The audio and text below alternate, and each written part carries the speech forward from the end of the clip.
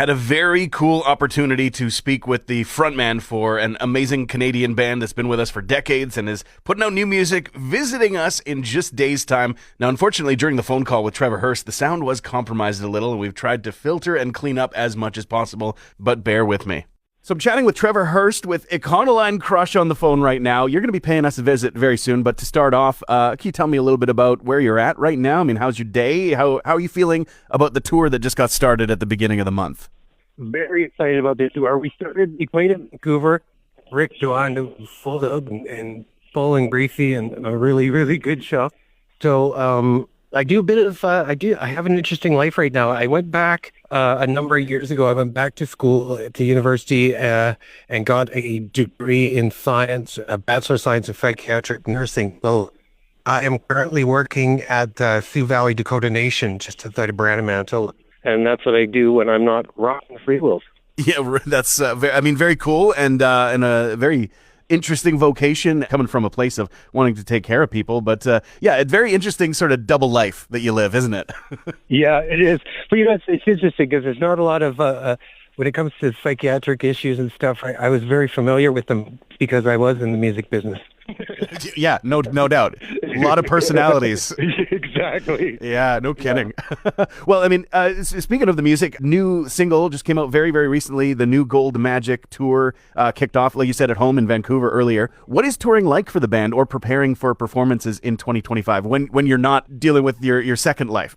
Well, it's really, a lot of logistics and planning and getting, how do you get everybody together to rehearse, get everything.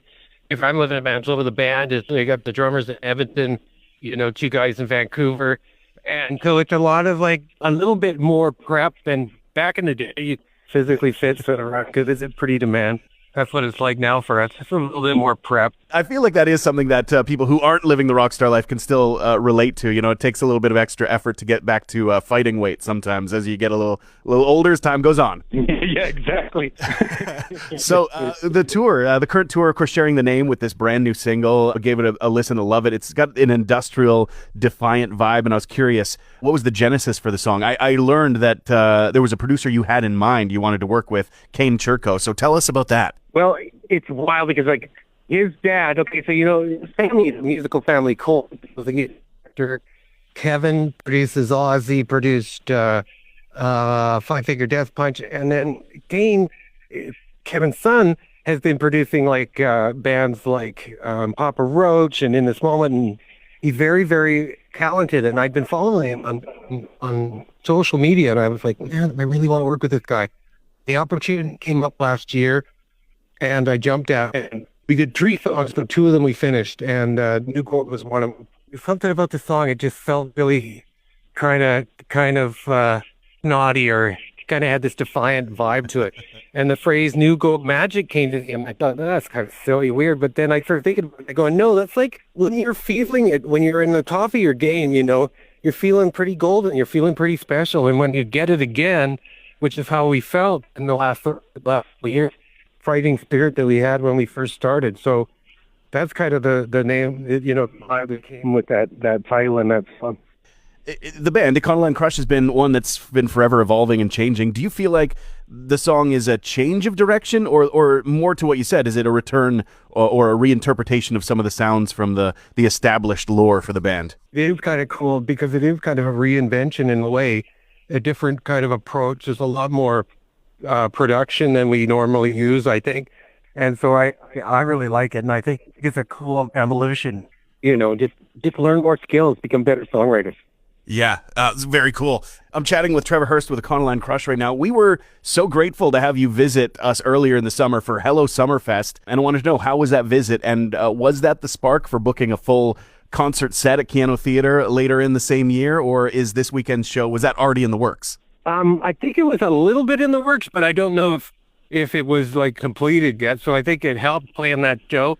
And it was also a day of rock and roll. I mean, holy cow, what a lineup. It was amazing. We were just reveling. We don't often get that much of a jam-packed show of greats back, one after the other, and so we were eating it up that weekend. And so glad to see that you guys were able to announce that you guys were going to be coming back. A bit of a more dedicated set for you guys. What makes this coming show different than your visit in the summer, and what can fans look forward to?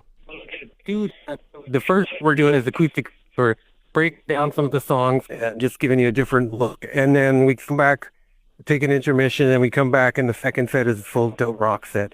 And we're adding some stuff that we haven't played before, and some old ones from previous records that we played before but haven't played in a while. So it's a bit of a different act. And I think it's kind of a cool thing to be able to see the band in sort of a rehearsal acoustic vibe. Maybe some stuff in the songs that you didn't before because it's broken down to the acoustic vibe. Yeah, I mean, it's not often you get a chance to get sort of two sides of the same coin in one show. Often it's either stripped down, acoustic, more intimate, and then otherwise, loud, electric, in your face. So we're getting both. That's cool. Yeah. And I think it's a good idea. And we were talking with our friends in Finger 11. They'd gone out and done a similar thing and kind of said, we should try that. And so we pitched it, and away we go. Well, looking back at the legacy of the band, from early 90s all the way to now, what are you and what is the band most proud of along the road, do you think? That's probably a big question. Yeah, it is a big question, but I think like sustainability, the fact that we're still here is a big deal to me personally.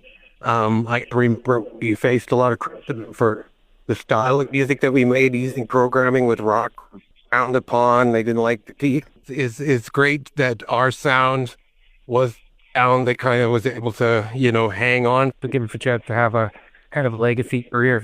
I'm really proud our songs have affected so many lives and people see it so positively. Yeah.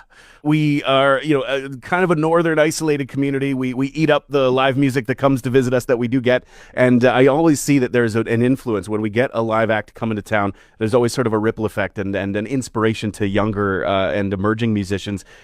From your experience with Econoline Crush, do you have any advice for emerging musicians or creatives in an industrial, practical town like we're in? Well, I'll tell you, because of all that intense criticism we faced, we didn't band. So if you're making music, you're a young artist, no matter what kind of music, blues, bluegrass, or whatever, doesn't matter. Just make the music you. Don't make it for the audience. Make it for yourself. There is nobody like the combination of individuals in your band. Nobody can come up with that. It's unique. Believe in it. Really believe in yourself. And there's a lot of critics out there, but it takes a lot of guts to write a song and put it out there and have people comment on it. But just know that the success was actually just writing and creating. So make the best music you can. Sound advice, very, very wise. And yeah, better to create and express what you want to and then find the audience than try to just drum up the audience and not really make anything of any substance in the first place. Yeah, send a photocopy of a photocopy of a photocopy. Yeah, right, yeah. And you know what that turns into? It's just a smudge. Yeah. Exactly. Yeah. So talking with Trevor Hurst with the Econoline Crush, thank you so much for taking the time. This is a thrill for me, and I know it's going to be a great show on Saturday at Keyano Theatre. There's an incredible sound system in there. Is there anything you'd like to say for fans ahead of the visit in just a couple days' time? Please come down, check out, and support the live music. And this will be our first time doing acoustic show like the rock set afterwards. It's a very special thing.